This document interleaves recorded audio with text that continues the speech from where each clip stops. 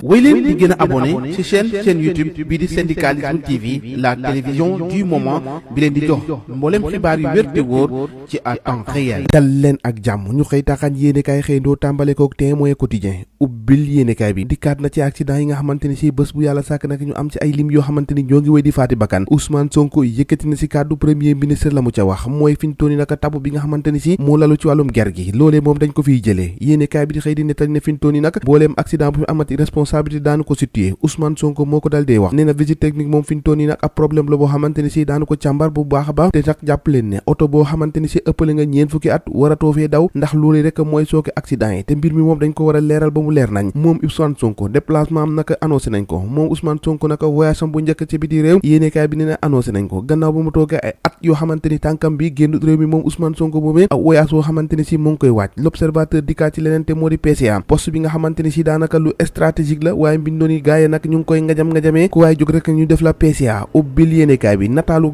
nit dof ak kilifa yi nga xamante ni si nommé na leen ay PCA lu yàggul dara yéenekaay bi ne poste boobee naka lu ama am solo la ndax ab garant la ci gouvernance ci wàllum yorin moral superviseur ak direction bi yéenekaay bi ne waaye nag fi mu toll nii daanaka mbir moom mbirum noos la ak mbirum yaa ma neex ku ñu jot rek jox la PCA ndax yéenekaay bi ne loolee nekkul ab xëy ab emploi sinecure wala sa ab représentation protocolaire boo xamante ni si wàllum animation réunion rek nga fay nekkee waaye naka la muy jëriñ ëpp na loolu fuuf yoon Mansour Faye ak ki nga xamante ni moo di Aminata Touré seenu ko joote ga mujjee woon ca mbirum yoon naka jàpp leen fi mu toll ni ki démb yoon joxe na àtte ba Mansour Faye moomee naka Mimi Touré am na dëgg ca koom yéenekaay bi ne àtte ba daal dina jëpp partenariat diggante naka ki nga xamante ni si moo di pupille de la nation LONASE nag joxe na 25 millions ci kuréel gu nga xamante ni si moo yore tout tànk yooyu nga xamante ni si dañoo teel a ñàkk seeni ko waajur l'indépendant yéenekaay dikkaat ci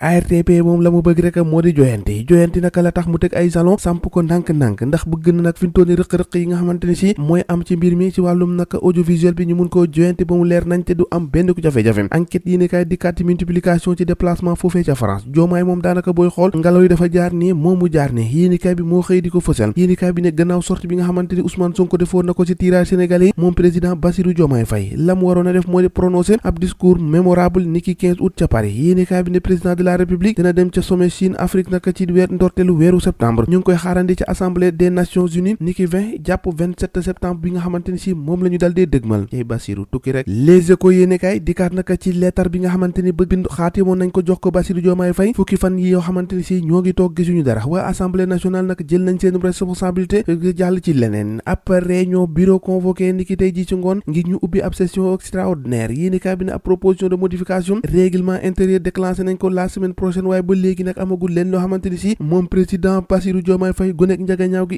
yéy na cee yàbbi Le Quotidien yéenekaay la mu yéy yàbbi naka fintoon yi mooy chamboulement diplomatique bi nga xamante ni si ñu ngi koy waajal yéenekaay bi ne ay remplacement yu rëy naka ñoo ngi waajal naka ndax am na ci ay ñu ëpp ay ambassadeurs yoo xamante ni si toll nañ ci 20 ak consulat yooyu yëpp naka fintoon yi rappelé nañ leen ngir ñu dal dee dëkk yéenekaay bi di njorte na fintoon yi àllarba bii di ñëw naka nañu defoon territorialisation bi naka fintoon yi jàpp leen naka moom wàllum diplomatie boobee daanu ko joyanti bu bëree bëri ay changement yu bëri daanu si ne dal dee am yéenekaay bi dikkaat ci limogeage docteur Cheikh Dieng directeur bu ONAS yéenekaay bi ne fintoon yi la guerre des cheikh ku nekk nag yaa ngi duut sa morom baarama tuuma ne lu ji njàkka yow yaay njàkk Walfadjri yéenekaay léegi ne yi njàkkaay mooy njëgu yàpp gi nga xamante ni si seer na lool ba fintoon yi daanaka kenn mu ne su sa sàqar mi li nga xamante ni si moo di ndawal gi sénégalais moom daanaka ci mooy ndaw yi rek lay nga bëndku ndax 2600 petits ruminants ak 5500 bovins yoo xamante ni bés bu yàlla sàkk ñu ngi koy dal dee faat loolee kese ci diwaanu Ndakaaru waaye naka yàpp boobee jotee si moom daanaka métti na lool ndax na mu chéré suñ toon ni li seer ba indi jafe-jafe kay l'évidence yéeni kay moo ngi xëy di ko fësal moo di naka wàllum exportation ferraille boobee fanweer ci ay licence yu fare ca ministère du commerce naka fi mu toll nii naka malaise dëgg lañu dal dee créé ndax loolee fi mu toll nii yéeni kaay bi ne na jafe-jafe dëgg nag moo am si secteur ferraille googee te boobu ak léegi ñoo ngi koy jéemal lijjanti waaye fourage dal di xëddeen tribune yéeni kaay dikkaat ci nomination d'âge ca ministère de la pêche moom mi nga xamante ni si nekkutoon membre bu Pastef Alassane Diop moom naka dal dinañoo tekki ndomo tànkam laataa sax ñu koy jox poste boobu nga xamante ni si moom lañ ko fal yéeni kaay bi Alassane Diop moomee naka ab mouvement la yoroon di ko animé di ko jàppale Amadou Ba ci jamono ji nga xamante ni si ñoo ngi amal élection présidentielle yu mars 2024 waaye soutien à Benno Bokk Yaakaar boobee nag moo tax fi mu toll nii poste boobee mu waroon a am ñu ne ko tekket naka dal dee yóbbu fi mu toll nii naka mu ne wëng dese ay loxoy kese te Sénégal mbir maa ngoog chaque jour ak dossier yu bees ñoo ko déggandoo jàngeen jëf ba ëllëg